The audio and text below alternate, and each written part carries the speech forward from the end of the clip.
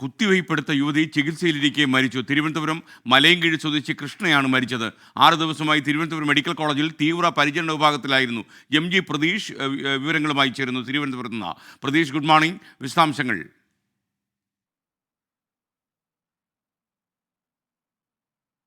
SKN, good morning. രാവിലെ തന്നെ വളരെ വേദനിപ്പിക്കുന്ന വാർത്തയാണ് തിരുവനന്തപുരത്ത് നിന്ന് പങ്കുവയ്ക്കാനുള്ളത്. തിരുവനന്തപുരം മെഡിക്കൽ കോളേജിൽ തീവ്ര പരിചരണ വിഭാഗത്തിൽ കഴിഞ്ഞ 6 ദിവസമായി കഴിയുകയായിരുന്ന 28 വയസ്സുകാരി കൃഷ്ണയാണ് മരിച്ചത്. നെയ്യാറ്റിൻകര ജനറൽ ആശുപത്രിയിൽ ചികിത്സാ പിഴവുണ്ടായി എന്ന് കുടുംബം കഴിഞ്ഞ ദിവസമാണ് ആരോപിച്ചിരുന്നത്. ഈ കിഡ്നി സ്റ്റോണിന്റെ ചികിത്സയ്ക്കായാണ് ഈ കൃഷ്ണയുമായി ഭർത്താവ് നെയ്യാറ്റിൻകര ജനറൽ ആശുപത്രിയിൽ എത്തുന്നത്. അവിടെ വെച്ച ഈ കൃഷ്ണയ്ക്ക് ഇഞ്ചക്ഷൻ നൽകുകയും പിന്നീട് ബോധക്ഷയം ഉണ്ടാവുകയുമായിരുന്നു. അലർജി ഉള്ള ഒരു രോഗിയായിരുന്നു കൃഷ്ണ. ഇക്കാര്യം ആശുപത്രി അധികൃതരെ അറിയിച്ചിരുന്നു. പക്ഷേ അതൊന്നും തന്നെ പരിശോധിക്കാതെ കുത്തിവയ്പ് എടുത്തു എന്നതായിരുന്നു കുടുംബത്തിന്റെ ആരോപണം. ഈ കുത്തിവയ്പ് ഇഞ്ചക്ഷൻ നൽകിയതിന് പിന്നാലെ യുവതി അബോധാവസ്ഥയിലേക്ക് പോയി. പിന്നീട് അവിടെ നിന്ന് തിരുവനന്തപുരം മെഡിക്കൽ കോളേജിലേക്ക് റഫർ ചെയ്ത തിരുവനന്തപുരം മെഡിക്കൽ കോളേജിൽ ചികിത്സയിൽ കഴിയുകയായിരുന്നു.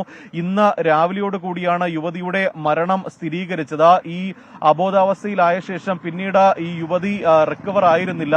യുവതിയുടെ ഹൃദയം ഒപ്പം മറ്റ് ആന്തരിക അവയവങ്ങളൊക്കെ തന്നെ പ്രവർത്തിക്കാൻ കഴിയാത്ത സാഹചര്യമായിരുന്നു എന്നതാണ് ഇന്നലെ ഡോക്ടർമാർ അറിയിച്ച കാര്യം. അതിന് പിന്നാലെ ഈ യുവതി വെന്റിലേറ്ററിലായിരുന്നു യുവതി കഴിഞ്ഞിരുന്നത്. ഈ വെന്റിലേറ്ററിന്റെ സഹായത്തോടെ മുന്നോട്ട് പോവുകയായിരുന്നു. ഇന്ന് രാവിലെയോടുകൂടി അല്പസമയം മുമ്പാണ് ബന്ധുക്കളെ ആശുപത്രി അധികൃതർ ഈ വിവരം അറിയിച്ചിരിക്കുന്നത്. എന്തായാലും വലിയ ദാരുണമായ ഒരു സംഭവമാണ് നടന്നിരിക്കുന്നത്. കുടുംബത്തിന്റെ ആരോപണം ആശുപത്രി അധികൃതരുടെ ഭാഗത്തു നിന്ന് വലിയ വീഴ്ച സംഭവിച്ചു എന്നതാണ്. കാരണം ഈ യുവതിയുമായി ഭർത്താവ് ബൈക്കിലാണ് ആശുപത്രിയിൽ എത്തിയത്. 3-ാം നിലയിലുള്ള ഈ മുറിയിലേക്ക് നടന്നു കയറിയതാണ് യുവതിയുമായി. അവിടെ എത്തി ഈ ചികിത്സയ്ക്കായി യുവതിയെ അവിടെ അഡ്മിറ്റ് ചെയ്യുകയും പിന്നീട് ഒരു ഇഞ്ചക്ഷൻ നൽകുകയും ചെയ്തിരുന്നു. ഈ ഭർത്താവ് ഈ പരിശോധനയ്ക്കായി ലാബിലേക്ക് പോയ സമയത്താണ് ഇഞ്ചക്ഷൻ നൽകിയത് എന്നതാണ് കുടുംബം പറയുന്ന കാര്യം. എന്ത് ഇഞ്ചക്ഷൻ നൽകിയെന്ന് തങ്ങൾക്ക് അറിയില്ലായിരുന്നു എന്നതടക്കമുള്ള ഗുരുതരമായ ആരോപണങ്ങൾ കുടുംബം ഉന്നയിക്കുന്നുണ്ട്. അതിന് പിന്നാലെയാണ് അപ്രതീക്ഷിതമായി അല്ലെങ്കിൽ പെട്ടെന്ന് തന്നെ യുവതി ബോധക്ഷയം ഉണ്ടായി അബോധാവസ്ഥയിലേക്ക് പോയത്. അതിന് പിന്നാലെ മെഡിക്കൽ കോളേജിലേക്ക് മാറ്റുകയായിരുന്നു. 6 ദിവസത്തിന് ശേഷം 7-ാം ദിവസമാണ് യുവതിയുടെ മരണം സംഭവിച്ചിരിക്കുന്നത്.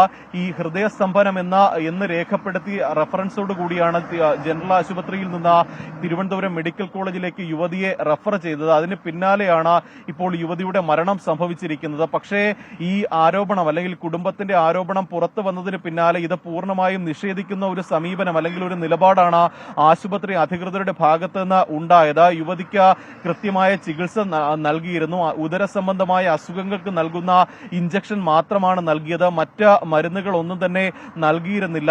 സ്വാഭാവികമായി ഉണ്ടാകുന്ന അലർജിപരമായി ഉണ്ടാകുന്ന ഏതെങ്കിലും പ്രതികരണമായിരിക്കും യുവതിക്ക് സംഭവിച്ചത് എന്നുള്ള വിശദീകരണം മാത്രമാണ് ആശുപത്രി അധികൃതരുടെ ഭാഗത്ത് നിന്നുണ്ടായിരുന്നത്. KGMOയും കഴിഞ്ഞ ദിവസം ഇതിൽ ആശുപത്രിക്ക് വീഴ്ച സംഭവിച്ചിട്ടില്ല എന്ന വിശദീകരണവുമായി രംഗത്തെത്തിയിരുന്നു. പക്ഷേ കുടുംബം ഗുരുതരമായ ആരോപണങ്ങൾ ആശുപത്രിക്കെതിരെയും ഡോക്ടർക്കെതിരെയും ഉന്നയിക്കുന്നു. SK.